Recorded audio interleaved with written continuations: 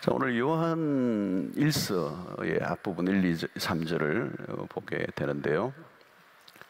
이 요한이 기록했죠. 요한 1서니까 요한이 기록했습니다. 요한이 기록한 성경이 요한복음도 있고 요한 1, 2, 3서가 있습니다. 그리고 또 있죠. 계시록이 있죠. 그래서 요한 계시록이 있습니다. 그리고 사도 중에서 가장 늦게까지 생존한 그런 인물입니다. 거의 1세기 말까지 처음까지 살았다 이렇게 보고 있습니다. 요한 1서를 쓸 때는 80세가 훨씬 더 넘은 90세 정도까지로 그렇게 추정을 하고 있습니다. 우리가 잘 아는 것처럼 요한은 예수님으로부터 사랑을 받은 그런 사도로 알려져 있습니다. 주님의 사랑받는 제자 그렇게 표현을 하죠. 요한복음에서도 주님의 사랑을 많이 받았습니다. 그리고 주님과 친밀한 관계를 누렸던 그런 제자 중에 한 사람이 요한입니다. 이 서신을 우리가 여기를 대할 때 중요한 것은 이 시대적 배경입니다. 요한 1서는 예수님이 죽으시고 부활하신 지 끝나고 한 60년경이 지난 때로 그렇게 보여집니다. 요한이 노고를 이끌고 특별히 에베소 교회를 목회할 때예요.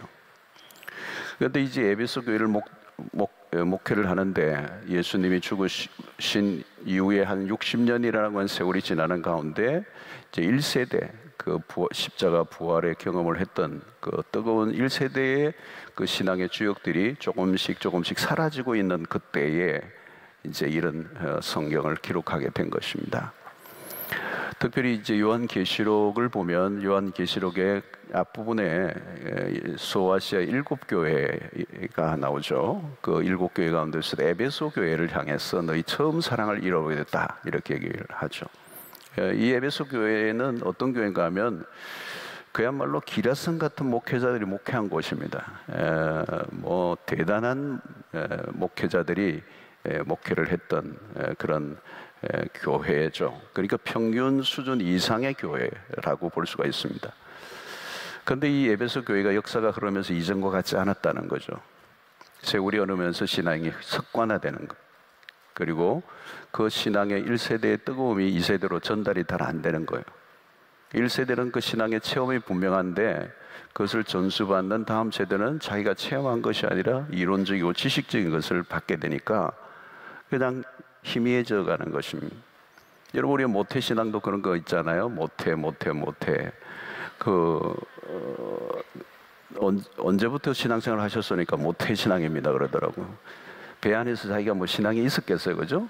근데 엄마 따라 이제 다닌 거죠. 근데 부모의 신앙, 그죠? 부모는 그 아이를 임신했을 때부터 새벽기도도 나오고 철화도 하고 철화 임신해가지고 완전히 만삭 때까지 철화 나오신 분 계시더라고요. 전에 제 아는 성도님도 철화를 너무 사랑하고 그래서 임신 거의 만삭까지 그 아이 이름을 일컬어 철화라 하라 할 정도로 그냥 어마어마하게 그 은혜를 받고 기도하고 그 아이의 영성이 그 안에 들어가겠죠, 그죠? 근데 어떤 경우에는 그 부모의 신앙에 자녀에게로 연결되지 않는 경우가 있다는 것입니다. 부모는 뜨거운 신앙으로 철야하고 눈물로 기도하고 그랬는데 하나님을 깊이 만나고 했던 것이 자녀에게는 그냥 하나의 일상적인 그런 신앙생활이 될 수가 있는 것이죠. 그래서 요한은 에베소 교회 안에 영적인 회복이 필요하다. 이전에 뜨겁던 신앙으로 다시 돌아가야 된다. 이제 이런 것들을 얘기하는 것입니다. 특별히 여러분 처음 사랑을 너희가 잊어버렸다라고 얘기하는데 그 사랑이라는 단어는 굉장히 강력한 것입니다. 어떤 삼류 소설에 나오는 그런 사랑이 아니고 하나님이 에베소 교회 성도들에게 부어주셨던 그 사랑은 강력한 사랑이란 말이죠. 여러분 우리가 하나님의 사랑을 얘기할 때 그 사랑은 그냥 대충 우리가 세상에서 경험할 수 있는 그런 사랑이 아니에요. 굉장히 강도 높은 사랑이란 말이죠. 아가페 사랑이죠. 그러니까 이 세상에서는 볼 수 없는 사랑입니다. 남녀의 사랑이 굉장히 뜨겁죠, 그죠? 젊은 남녀가 그 사랑할 때 보면 강렬하죠, 불같죠. 그리고 뭐 어마어마한 사랑을 주고 모든 걸 다 줄 것 같고, 그런데 그렇지 않거든요. 하나님의 사랑은 그런 것과 비교할 수 없는 너무 높은 수준의 사랑을, 지구한 사랑을 우리에게 베풀어 주셨고, 에베소 교회가 그 사랑을 경험했단 말이죠. 근데 그럼에도 불구하고 그 사랑이 세월이 흐르면서 식어져 갔다는 것, 그리고 다음 세대가 크게 이어지지 않았다는 것. 그래서 그런 사랑이 식어져 가는 것들에 대해서 이 에베소 교회를 바라보면서 요한은 이제 안타깝게 여겼습니다. 그리고 요한 일서를 쓸 때도 마찬가지, 오늘 그 교회 안에 어떤 어려움들이 있었던 것이죠. 그 가운데 하나가 거짓된 교사들이 파고들었다는 것. 그 왜 사랑이 식고 그런 사랑이 계속되지 않는가? 잘못된 가르침이 교회 안에 돌았다는 것. 여러분, 이 잘못된 이 거짓 교사들을 염두에 두고 요한 일서를 기록하고 있습니다. 대표적인 그 당시에 이단들이 있었는데, 영지주의자들이 있었다. 영지주의, 여러분들이 많이 들어보셨는데, 이 영지주의는 기독교 역사 속에서 사라지지 않는 이단이에요. 근데 아주 은밀하게 교묘하게 파고 들어와서 우리의 기독교 신앙 전체에 영향을 주고 있는 이단이라고 볼 수 있습니다. 오늘날에도 여러분, 기독교 안에 영지주의적인 요소가 깊이 들어와서 영향을 미치고 있습니다. 영지주의자, 노스틱주의자라고도 얘기하죠. 노스틱, 발음을 하면 노스틱이에요. 그노시스라고 하는 지식이라는 말의 의미가 그 안에 있어요. 노스틱, 영지주의자는. 그러니까 다시 말하면 높은 지식을 추구하는 사람들이다. 높은 지식을 추구하는 사람. 그들은 높은 지식에 도달함으로 구원을 받을 수 있다고 믿는 사람들. 여러분, 지식을 추구하는 것 자체는 문제가 되지 않아요. 문제는 뭐냐면 이들은 예수 그리스도가 육체로 오신 것을 부인하는 사람들이었습니다. 이단은 항상 여러분, 예수 그리스도에 대한 오해로부터 출발이 됩니다. 그러니까 항상 기준은 예수 그리스도입니다. 예수 그리스도가 누구이신지를 정확하게 알지 못하면 신앙은 빗나가게 됩니다. 내가 믿고 따르는 예수가 누구인지 모르면 결국은 신앙도 병이 들기가 쉽고 이단에 속기가 쉬운 것입니다.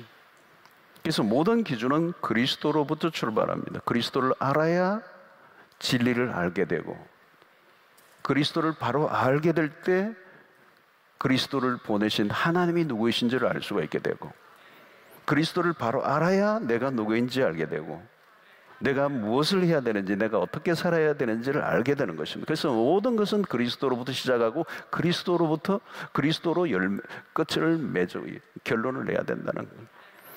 그러므로 그리스도 없이는 이루어질 수 있는 게 아무것도 없습니다. 그래서 기독교란 뭐냐? 사상이 아니고 철학이 아니고 도덕이 아니라는 거예요. 마음의 수양이나 위안을 얻는 그런 종교가 아니다. 기독교란 한마디로 뭐냐? 예수 그리스도라고 하는 것입니다. 요한은 처음부터 우리에게 그리스도가 누구이신지를 소개하고 있습니다. 자, 요한 1서를 기록한 배경을 알면 기록한 목적이 나오는데요. 1절에 있는 말씀을 다시 한번 보십시오. 태초부터 있는 생명의 말씀에 관하여는 우리가 들은 바요, 눈으로 본 바요, 자세히 보고 우리의 손으로 만진 바라 그랬어요. 여러분, 이게 누구의 말씀입니까? 요한은 처음부터 예수 그리스도의 말씀하고 있는, 태초부터 있는 생명의 말씀은 육체로 오신 예수 그리스도를 의미하는 것입니다. 몸을 입고 오신 예수를 강조하고 있는 것입니다. 그래서 여러분, 요한복음 1장 1절로 3절의 말씀을 보면 요한이 동일하게 요한복음에서 이렇게 표현하는 거예요. 태초에 말씀이 계시니라. 이 말씀이 하나님과 함께 계셨으니 이 말씀은 곧 하나님이시니라. 그가 태초에 하나님과 함께 계셨고 만물이 그로 말미암아 지은 바 되었으니 지은 것이 하나도 그가 없이는 된 것이 없으니라. 누구에 대해서 얘기하는 것 같습니까?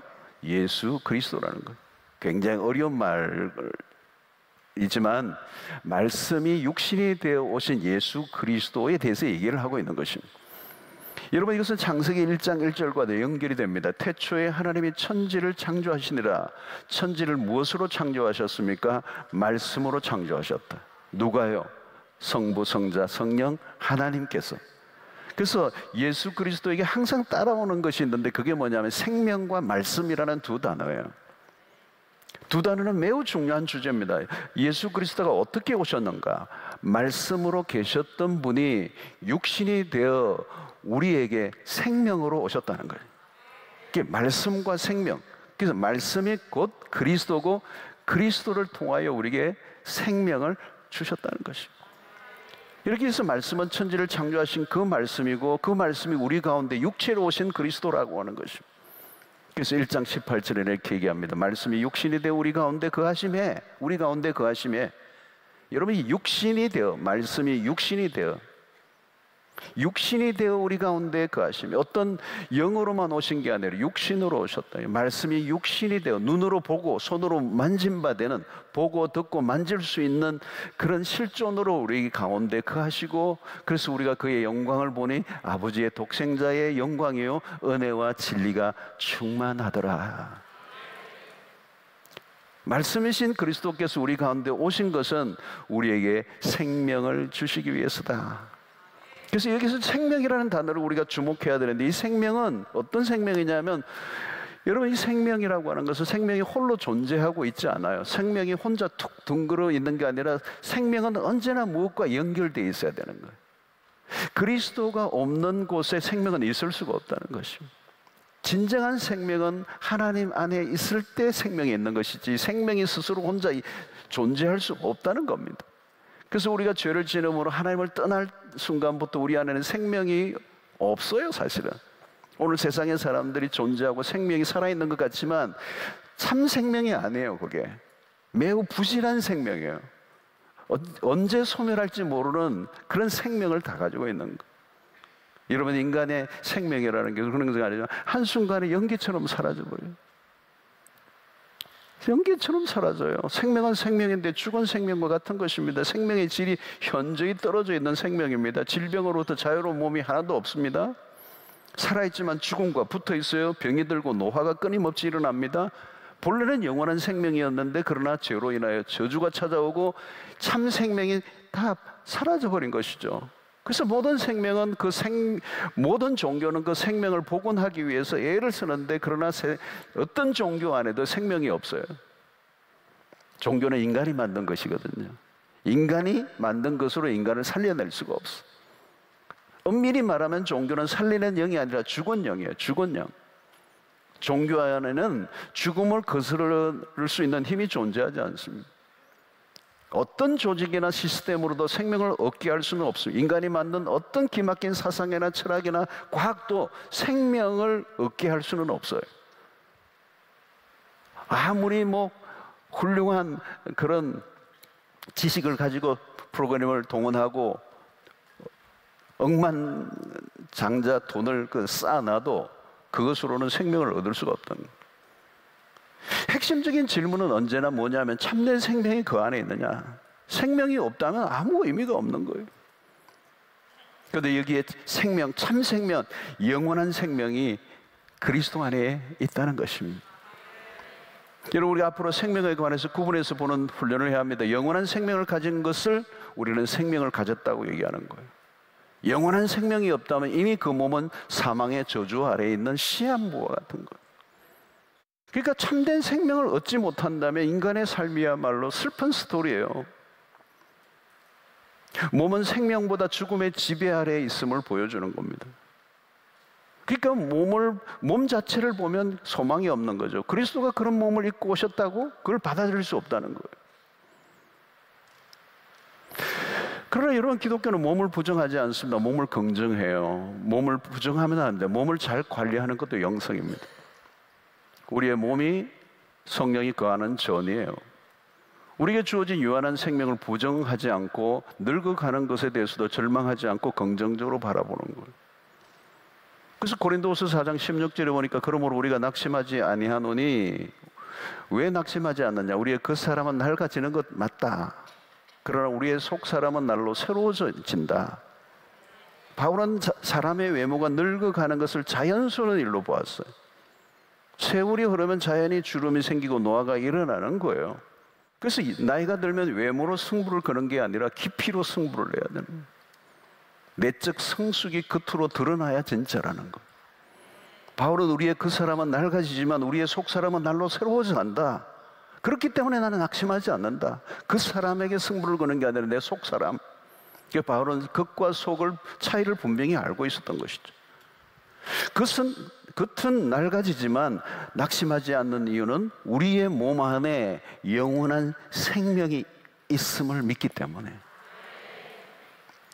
그 유한한 세상 가운데서 영원한 생명이신 그분이 우리 안에 들어왔어. 여러분, 우리의 유한한 생명이 하나님의 손을 거치면 달라지는 겁니다. 하나님의 창조와 성육신의 사건과 부활 사건은 우리의 생명 안에 영원이라는 칩을 넣은 것과 같아요. 그래서 예수 그리스도를 믿고 그 십자가 부활 사건을 믿고 예수 그리스도가 우리 안에 찾아온 순간부터 영원이라는 칩이 우리 안에 들어와 있는 거예요. 참 생명이 우리 안에 들어와 있는 거예요. 그래서 2절을 보십시오. 이 생명이 나타난 바 된지라. 그동안 참된 생명이 없었어. 연기처럼 노화하면 한순간에 사라져버리는, 그냥 바싹 부러져 버리는, 연기처럼 소멸해버리는 그 생명, 그 생명으로 살았던 우리에게 이제 다른 생명이 나타나신 바 됐다는 거예요. 그리고 이 영원한 생명을 우리가 보았고, 그냥 생명을 말하지 않습니다. 영원한 생명입니다, 여러분. 이것은 이전에 한 번도 보지 못했던 것이다. 요한은 1절과 2절 안에 생명이라는 단어에 집중하고 있습니다. 태초부터 있는 생명의 말씀. 그러니까 우리가 말씀을 들을 때 이 말씀은 생명의 말씀이고, 그 생명은 영원한 생명이고, 이 말씀을 우리가 믿고 이 말씀을 받아들일 때 우리 안에 영원이라는 씨앗이 심겨지고 우리에게 참 생명이 시작되는 거예요. 그래서 태초부터 있는 생명의 말씀, 이 생명이 나타내신 바 됨이라. 이 영원한 생명을 우리가 보았고, 이 생명이 나타나셨다는 건 놀라운 겁니다. 그리스도는 생명의 창조자가 되시는 분이시다. 모든 생명을 유지하게 하는 힘의 원천이 그리스도이시다. 그분이 육체를 입고 우리 가운데 오셨습니다. 우리에게 무엇을요? 영원한 생명을 주시려고. 그러므로 여러분, 생명체가 생명을 가진 존재가 되려고 하면 생명의 근원이신 그리스도를 만나야 된다는 거예요. 그래서 여러분, 요한 1세에서 매우 중요한 단어를 가지고 와요. 생명이라는 단어, 그리고 빛이라는 단어, 그리고 사랑이라는 단어를 가지고 와요. 야, 여러분, 이 생명이라는 단어와 빛이라는 단어와 사랑이라는 이 주제는 너무너무 귀한 것이, 이 세 가지는 모든 곳에서 흘러나오는 것입니다. 여러분, 생명이 있는 곳에 빛이 있고, 빛이 있는 곳에 사랑이 있고, 사랑이 있는 곳에 생명이 있어요. 이 세 가지는 모두 같은 곳에서 흘러나오는 것입니다. 생명과 빛과 사랑은 같은 원천에서 나옵니다. 이 세 가지는 핵심 중에 핵심인데, 이 세 가지가 없으면 우리가 살 수가 없어요. 생명이 없이, 빛이 없이, 사랑이 없이 우리는 존재할 수 없습니다. 우리가 생명에 닿아야 살고, 빛에 머물러 있어야 힘을 얻고, 사랑을 받아야 파워가 생기는 거예요. 그래서 이 생명과 빛과 사랑이라는 이 단어는 인간의 절대 필수 요건이에요. 그런데 요한 1서 안에서 이 세 가지 단어를 사용하고 있습니다. 여러분, 이 모든 것은 어디로부터, 이 빛과 사랑과 생명이 어디로부터 흘러나오는 것이냐? 예수 그리스도에게서부터 흘러나온다는 거예요. 예수 그리스도 안에서 우리가 매일 누리고 살아야 그것이 바로 축복이요, 생명이고 빛이고 사랑이라는 거예요. 우리가 그리스도를 경험한다는 것은 생명을 경험하는 것이요, 그리스도를 경험한다는 것은 빛의 경험이요, 그리스도를 경험하는 것이 사랑의 경험인 것입니다. 그런데 이 빛과 사랑과 생명의 경험은 구체적이고 실제적인 것이라는 겁니다. 이게 허공에 떠 있는 가상의 것이 아니라 구체적이고 실제적인 거라는 거예요. 자, 그러므로 요한이 강조하는 것은 육체로 오신 그리스도예요. 육체로 오신 그리스도, 몸으로 오신 그리스도. 그래서 여러분, 요한복음 1장 14절의 말씀은 굉장히 귀중한 말씀이에요. 말씀이 육신이 되어 우리 가운데 거하심에, 그리스도를 말하는 거예요, 여러분. 말씀이 육신이 되어 우리 가운데 거하심에, 누구를 말하는 거예요? 그리스도예요. 그래서 우리가 그 영광을 보니 아버지의 독생자의 영광이요, 은혜와 진리가 충만하더라는 거죠.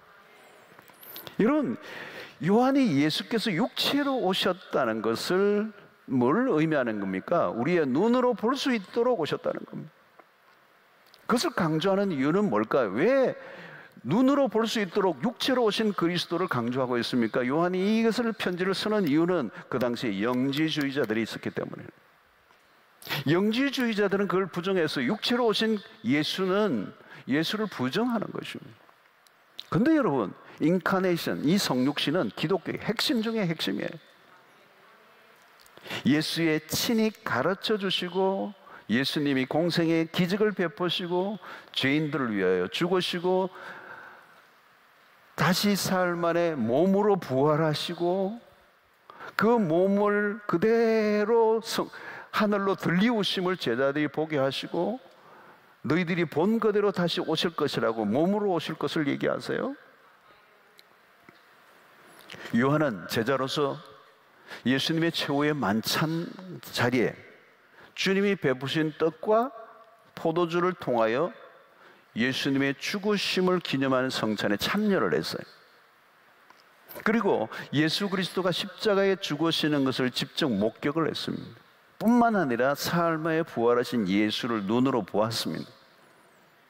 보고 듣고 손으로 만진 바 되었다라고 얘기하는 거예요. 생생한 체험을 했다는 거예요.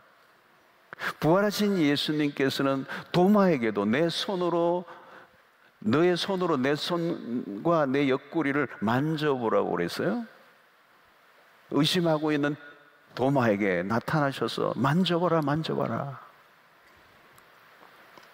여러분, 요한은 요한복음에서 요한복음 뒷부분을 보면 다른 복음서보다 부활의 현장을 무덤 안에까지 들어가서 세밀하게 관찰한 내용이 나와요. 이건 뭐예요, 여러분? 부활의 현장, 그 부활의 무덤 그 안으로 가서 세밀하게 관찰하는 거. 이게 뭐예요? 이 모든 과정에 몸의 경험이에요. 몸의 경험. 그냥 애매모호하게 생각하고 추상적으로 지식으로 쌓은 게 아니라 직접 보고 듣고 만진 바 된. 여러분, 우리는 모호한 것을 믿고 따르는 게 아닙니다. 구체적이고 실제적인 것입니다. 듣고 보고 만지는 일이 매우 중요하다는 거예요. 그래서 여러분 1절, 2절, 3절에서 요한이 반복해서 하는 얘기가 뭐냐면 생생한 표현을 해요. 1절을 다시 보면 우리가 들은 바요, 눈으로 본 바요, 자세히 보고 우리의 손으로 만진 바라. 2절도 이 영원한 생명을 우리가 보았고 3절에도 우리가 보고 들은 바를. 그러니까 요한은 누구보다도 예수 그리스도 곁에서 온몸으로 그리스도를 경험했습니다. 대충 아는 것으로 기록한 게 아닙니다. 추상적인 얘기가 아니에요. 부인할래야 부인할 수 없을 정도로 생생한 경험을 토대로 복음서를 기록하고 성경을 기록한 것입니다. 사랑하는 성도 여러분, 기독교 신앙은 개념이나 어떤 아이디어나 철학이나 이념이 아닙니다. 여러분, 불교는 사실 철학입니다. 철학. 하나의 철학이라고 할 수 있어요. 아주 심오한 부분이 있어요. 철학이 있어요. 잘 다듬어진 철학이에요. 감동을 주는 부분이 많이 있어요. 근데 철학이라고, 인간이 만든 거라는 거예요. 그리고 많은 그 가르침들이 뭔가 도달할 듯 도달하기 어려운 세계를 가르쳐주고 있어요. 당신도 부처가 될 수 있다고 하는데 알 듯 모를 듯, 닿을 듯 닿지 않는 세계. 그러니까 굉장히 철학적인 이야기가 많이 있어요. 그 심오해요. 심오해. 근데 여러분, 기독교의 신앙은 전혀 달라요. 우리의 삶 속에서 매일 듣고 보고 손으로 만질 수 있는 실체라는 것. 예수 그리스도는 모호한 신이 아닙니다. 우리가 들은 바요, 눈으로 본 바요, 주목하고 우리의 손으로 만진 바라. 여러분, 이것처럼 분명한 게 어디 있습니까? 귀로 듣고 눈으로 보고 손으로 만지는 사실적인 체험이 없는 신앙은 지식으로 끝날 수가 있습니다. 아는 거는 많은데 실제의 삶이 아는 것과 따로 노는 이유는 뭐냐? 내가 알고 있는 것이 지식적으로만 알고 있기 때문에, 이론적으로만 알고 있는 거예요. 이런 신자들을 가르쳐 우리는 현실적 실제적 모실론자라고 얘기해요. 늘 말하는 게 모호하고 뜬구름을 잡는 이야기를 하는 거, 너무 현학적이라는 거. 직접 경험하지 않으면 나의 신앙은 물론이고 다른 사람에게도 나눠줄 수가 없어. 자, 여러분 2절을 다시 보면 이 생명이 나타내신 바 된 자, 이 영원한 생명을 우리가 보았고 증언하여 너에게 전하노니 그랬어요. 그러니까 증언하는 이는 증언을 하기 이전에 선행되는 게 뭘까요? 내가 그것을 보아야 되는 거예요. 내가 먼저 경험을 해야 되는 거예요.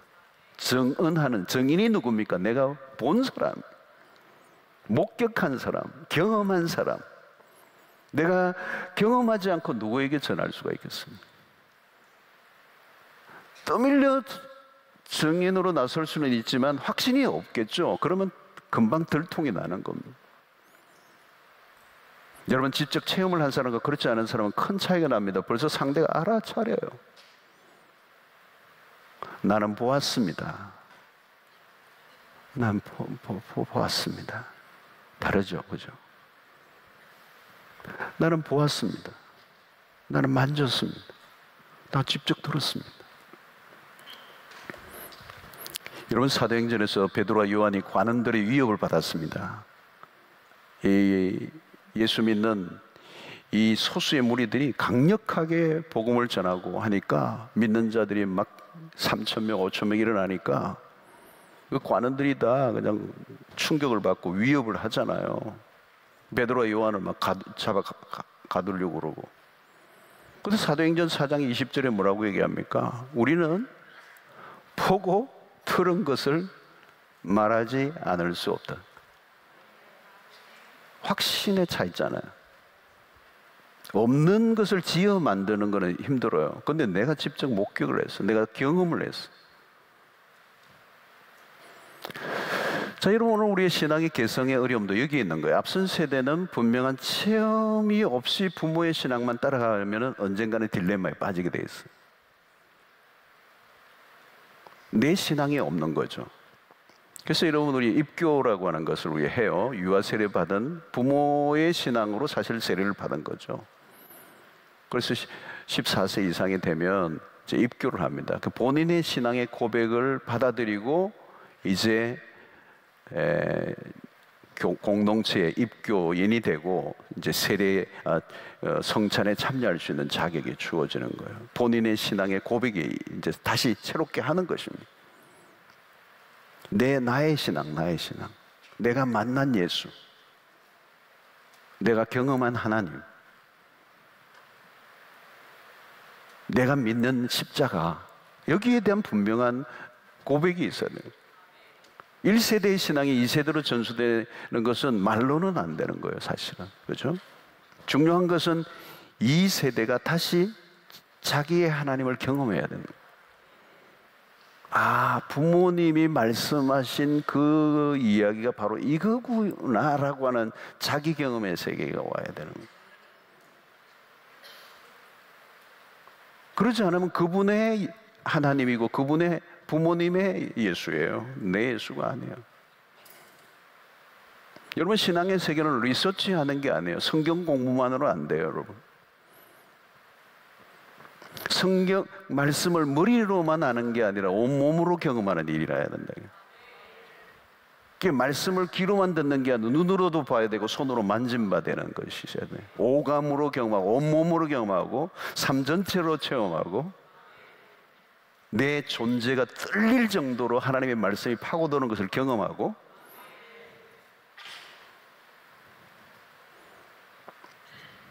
그러니까 여러분 이런 성령께서 우리에게 그런 경험을 하게 하고 그런 경험을 통하여 우리에게 확신을 가지고 있지 않으면 우리는 영지주의자가 되는 거예요. 지식만 추구하는 그 지식에 탐닉하고 그것을 즐거워하고 그것에 빠지기는 하는데 경험이 없어. 몸으로 오신 그리스도를 만난 적이 없어.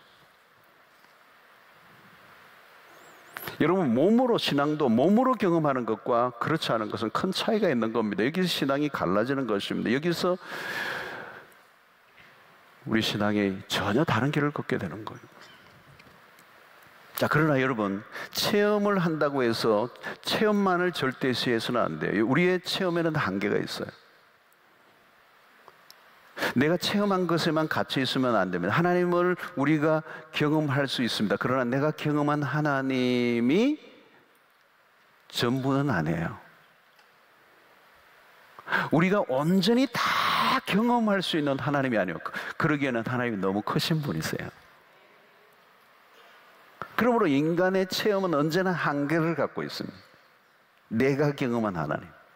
그러니까 나라고 하는 존재가 어떤 시간 속에서 어떤 공간, 시간과 공간 안에서 내가 어떤 한 부분의 하나님을 만난 거예요.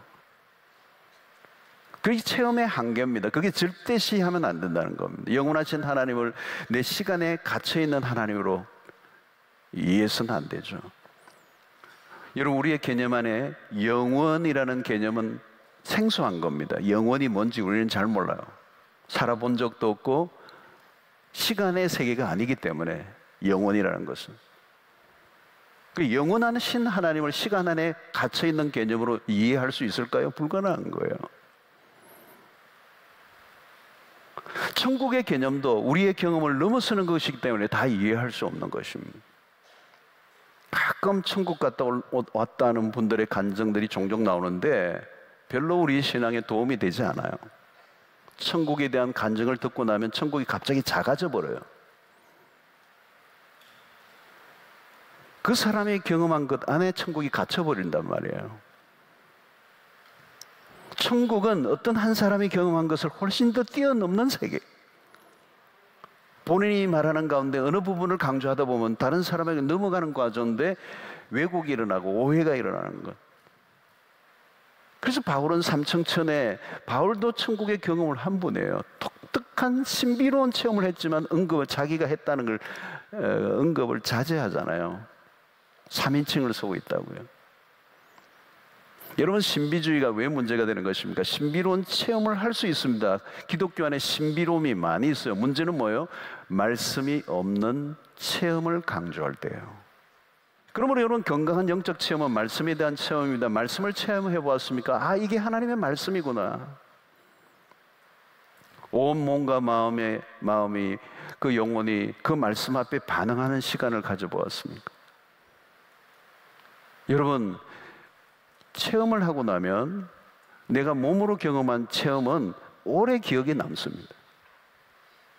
오래 기억에 남아. 지워지지가 않아. 그냥 머리로 하는 것과 온몸으로 체험한 것은 달라요.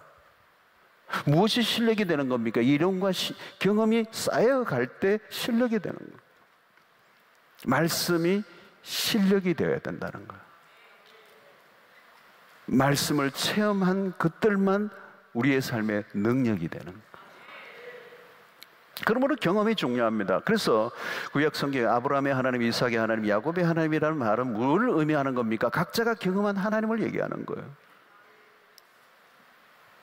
그냥 지식이 흘러 역사가 된 게 아니라 아브라함의 개인의 하나님을 체험한 경험이 쌓여 그 역사를 만들어냈고, 이삭은 이삭으로 하나님을 만난 그만의 또 역사가 만들어지고, 야곱이 만난 하나님으로의 또 다른 역사가 쓰여지면서 이것이 계승이 되는 거예요.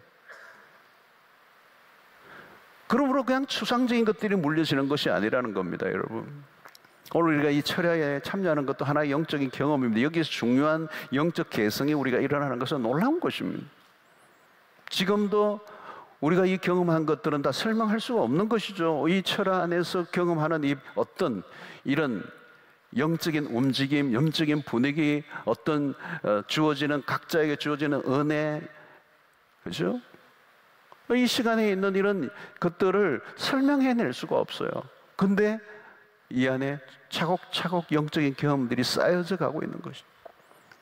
여러분, 기도에 열심을 다하고 기도에 응답을 받는 것은 중요한 경험입니다. 기도의 경험도 다양해요. 응답받는, 직접적으로 응답받는 것도 있고, 어떤 때는 말씀으로 응답받는 경우도 있고, 그 응답의 형태도 다양하게 일어나고, 어떤 때는 강력한 성령의 임재를 경험하기도 하는, 손으로 만짐받는, 추상적이지 않는, 아브라함에게 역사하셨던, 구체적으로 역사하셨던 그 하나님을 오늘 나도 또 다른 방식으로 만나게 되는 것, 이것이 보는 것이고 듣는 것이고 손으로 만지는 것입니다. 여러분, 체험 중에 체험은 무엇입니까? 체험의 분수령은 말씀이 육신이 되신 그리스도를 만나는 것입니다. 성육신 사건은 구속사에게 빼놓을 수 없는 사건입니다. 성육신 사건이 없으면 십자가 사건도 없습니다. 몸으로 오신 그리스도가 없다면 십자가라고 하는 사건은 있을 수 없는 거예요. 그리스도는 완전한 하나님이시자 완전한 인간으로 오셨어요. 육체로 오신 그리스도를 우리가 믿습니다. 그리스도의 몸을 부정하면 안 돼요. 그래서 우리가 그리스도의 십자가를 깊이 경험한다는 그 말은 몸으로 오신 그리스도.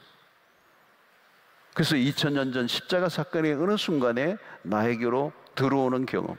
그래서 마치 내가 2000년 전 갈보리 언덕 위에 내가 서 있는 것 같은 경험.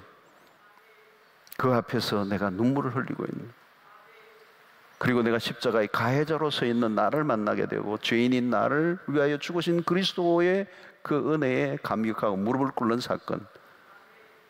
그래서 2000년 전에 십자가 사건이 멀리 있는 추상적인 이론이 아니고 철학이 아니고 이데올로기가 아니고 구체적으로 당신의 몸을 찢으신 그 사건이 분명히 믿어지고 그 예수의 그 선전이 낭자한 그 피가 내 온몸을 덮는 것 같은 느낌을 받을 때 온몸이 전율하고 그 앞에 무릎을 꿇는 역사.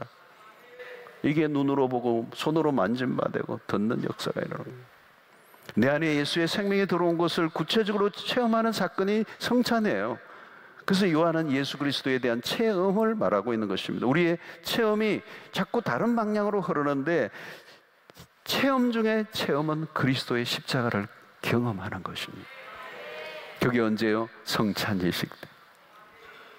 때로는 우리가 기도하는 가운데 말씀을 묵상하는 가운데 그 십자가가 마치 내가 지금 현재 내가 보고 듣고 만진 것 같은, 그래서 가슴이 뜨거워지고 온몸이 전율하고 내 지정의가 그분 앞에 반응하고, 그래서 나도 모르게 내 안에 오신 이 생명으로 감동해서 내 생명 주께 드리겠다고 그러고 내 삶 전체를 하나님 앞에 내걸고 그분 앞에 충성하고 헌신하고 복음을 위해 살아가는 증인이 되고,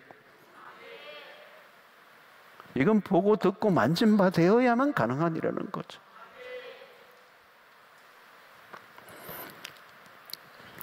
빌립보서 3장 8절에 바울은 또한 이 모든 것을 해로 여기면 내 주 그리스도를 아는 지식이 가장 고상하기 때문에, 이 지식은 그냥 지식이 아니에요. 경험으로 아는 지식을 말한다는 거예요. 그리스도에 대해서 아는 지식이 아니라 그분을 경험함으로 얻은 지식을 말하는 거예요. 그래서 그것이 가장 고상하기 때문에 내가 어떤 것을 다 잃어버려도 난 상관이 없다. 그것으로 나는 충분하다. 난 그리스도를 얻은 것으로 충분하다.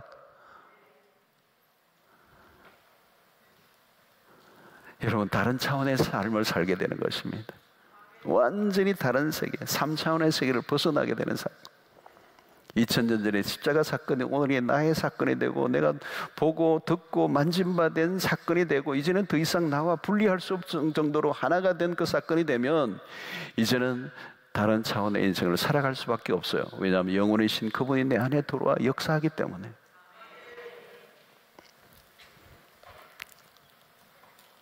사랑하는 성도 여러분, 오늘 우리는 죄로 인하여 우리의 감각이 다 망가졌어요. 우리는 볼 것을 보지 않고 들을 것을 듣지 않고 그리고 엉뚱한 것을 만지고 촉감을 느끼며 살아가는 말초적인 삶을 살아가는, 오늘 시편 34편 8절에는 이렇게 얘기하죠. 너희는 여호와의 선하심을 맛보아할지어다. 맛보아할지어다. 여러분, 신앙은 맛을 봐야 돼요. 이 맛을 볼 때 우리는 그 하나님의 선하심을 맛볼 때, 그 선하심을 내가 경험할 때, 구체적으로 경험할 때 우리는 세상의 것들로 인하여 끌떡거리지 않을 수가 있어요. 여러분, 하나님을 인하여 만족이 안 될 때 문제가 일어나는 것이죠. 엉뚱한 것에 해결하려고 하는 것입니다. 거짓된 것들에 만족을 얻고자 매달립니다. 여러분, 중독이 뭡니까? 왜 중독이죠, 여러분? 인간이 어디론가 선한 곳으로 우리의 삶이 들여지지 않으면 엉뚱한 곳에 힘을 빼게 되어 있어요, 여러분. 인간은 우리가 무엇을 보고 있느냐는 거죠. 우리가 보아야 할 것을 보지 못하면 보지 않아야 할 것을 보느라 시간과 에너지를 다 낭비해버리고 만드는 거예요. 여러분, 이 스마트폰도 우리의 에너지를 엄청나게 빼앗는 도구예요. 여러분 아세요? 여러분이 엄청나게 우리의 에너지, 우리에게 있는 그걸 다 빼앗아가는 거예요. 한두 시간이 금방 날아가 버려요. 눈도 침침해지고 피곤해요. 피곤해. 그게 여러분 몇 시간 보면 피곤한 거예요. 피곤해. 어마어마한 에너지를 그 스마트폰 안에 있는 수없는 영상의 자료들이 우리의 모든 것들을 빼앗아 간다는 거예요. 우리가 보는 것, 듣는 것, 만지는 것들 어디론가 향하게 만든단 말이죠. 그래서 우리의 감각이 무뎌지게 되고 감각이 파손되게 되고 훼손이 되고 정작 보아야 될 것을 보지 못하고 느껴야 될 것을 느끼지 못하게 만드는 오염된 우리의 감각이 되고 만다는 거죠. 여러분, 1세대 이스라엘 백성이 광야에서 방황하다 끝났습니다. 하나님을 깊이 경험하는 일에 실패했기 때문에요. 하나님으로 향하는 시선의 문제가 생기자 우상을 만들고 말았던 거죠. 그들이 보아야 될 하나님을 바라보지 않고 그들은 우상을 만들고, 그렇죠? 여러분, 이 우상을 왜 만드는 거예요? 그들은 하나님을 추상적으로만 알았기 때문에요. 여러분, 신앙생활이 갈수록 추상적인 것에서 벗어나요. 추상적인 것. 하나님과의 관계가 추상적이면 우리의 신앙은 언제든지 격결로 빠질 수 있어요. 기도하고 말씀을 묵상하는 삶이 지루하고 흥미가 없다면 아직 하나님에 대해서 추상적인 거예요. 하나님을 경험하는 것이 아직도 내 안에 와닿지 않는다면 나의 신앙은 모호한 거예요. 여러분, 요한이 오늘 우리에게 들려주는 메시지는 무엇입니까? 우리가 들은 바요, 눈으로 본 바요, 자세히 보고 우리의 손으로 만진 바라. 결코 추상적인 신앙이 아니에요. 애매모호한 신앙생활을 청산해야 돼요. 신앙의 초점을 바로야 합니다. 우리는 하나님을 더 알기를 원합니다. 그분과 더 친밀해지기를 원합니다. 주님과의 관계가 내 신앙의 세월을 하면서 더 풍성해지기를 원합니다. 그분과의 경험이 더 쌓이면 쌓일수록 우리의 신앙은 더 강력해지는 것입니다.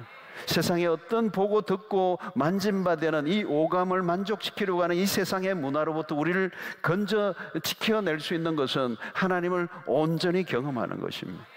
그분의 선하심을 맛보고 아는 것입니다. 그래서 여러분은 요한 1서에서 그리스도와의 친밀한 관계를 강조하는 거예요. 이게 핵심이라는 거예요. 우리의 신앙의 핵심이라는 거예요. 하나님과 우리의 관계가, 교제가 깊어져 가야 된다. 하나님을 정말 만난 사람, 그리스도를 정말 십자가를 경험한 사람, 온몸으로 경험한 사람은 이제 그분을 더 알아가기를 원하게 된다. 알아가기 위해서는 그분과 교제를 해야 돼요. 펠로십 with God. 그분과 함께, 그리고 인티머시 with God. 하나님과 친밀한 관계를 맺어가는. 그래서 종교 생활이 아니라 일상의 삶 속에서 우리는 그분을 느낍니다. 우리는 일상의 삶 속에서 그분의 최치를 맡고 그분의 동행을 경험하는, 그래서 그분과 내가 뗄래야 뗄 수 없는 관계에 있다는 사실을 인식하면서 살아가게 되는 것이죠. 사랑하는 성도 여러분, 이것은 우리의 힘만으로는 안 돼요. 성령의 도우심이 있어야 합니다. 성령이 우리 가운데 임하시고 우리의 눈을 열어주시고 그분을 더 깊이 경험하도록 성령께서 인도해 주셔야만 가능한 것입니다. 하나님, 이 밤에 우리의 눈을 열어주시기를 원합니다. 그래서 우리가 볼 것을 보게 해주십시오. 주님을 더 선명하게 경험하게 해주십시오. 여러분, 신앙은 추상적인 게 아니에요. 하나님은 이론적인, 그런 철학적인, 개념적으로 있는 그런 존재가 아니에요. 오늘 지금 이 시간 우리의 공간 가운데 우리와 함께 하시고 우리와 대화하기를 원하시고 우리에게 당신의 자신을 드러내기를 원하시고, 그래서 그분을 알아가면 갈수록 그것이 우리의 힘이 되고 능력이 되고 이 세상을 이기는 힘이 될 줄로 믿습니다.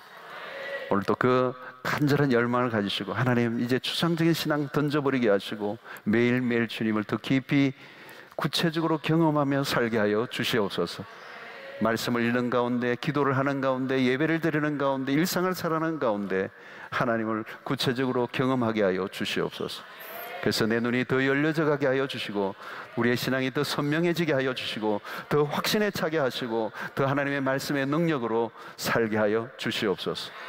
빛으로 오신 그리스도, 말씀으로 오신 그리스도, 생명으로 오신 그리스도, 사랑 가운데로 찾아오신 그 그리스도가 우리 가운데 충만히 임재하여 주시옵소서. 그 세상을 이기게 하여 주시옵소서. 오늘 이 기도가 여러분들 가운데 있게 되기를 바랍니다.